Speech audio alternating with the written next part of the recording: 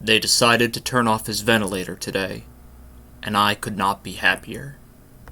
He has been in and out of the hospital, but each time dangling on, but it seems this is finally his last. 2 weeks in the ICU, and his breathing had not improved. He was not strong enough to breathe without the vent.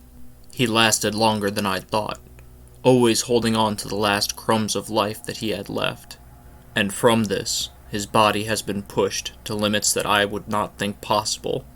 His body was bloated and yellow, and his flesh had the consistency of leavened bread that had turned sour, and a smell to match. Even the whites of his eyes were swollen, thickened like dampened balls of cotton, and every cut and tear of his skin wept uncontrollably a clear fluid that came out unending.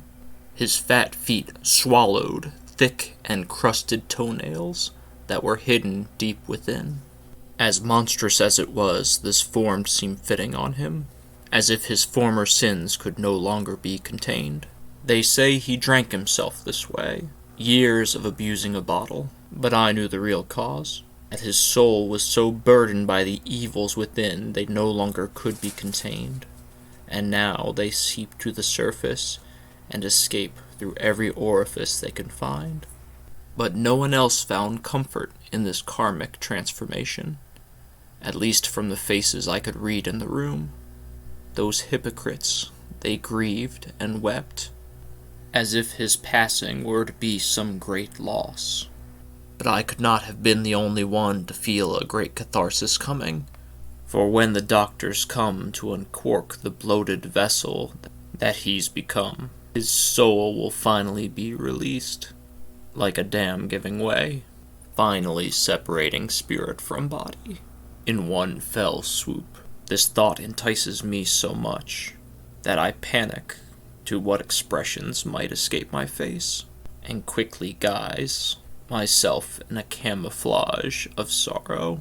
But I do think if I should dare dream to let my true thoughts be known, that I could amplify this pleasure by indulging it with a dark confidant. But I must yield this thought, and hope that when this mortal spectacle is complete, that we may disrobe our cloaks of dolefulness, and banquet at a warm hearth, fueled and fed by a callous elation and the death of commisery.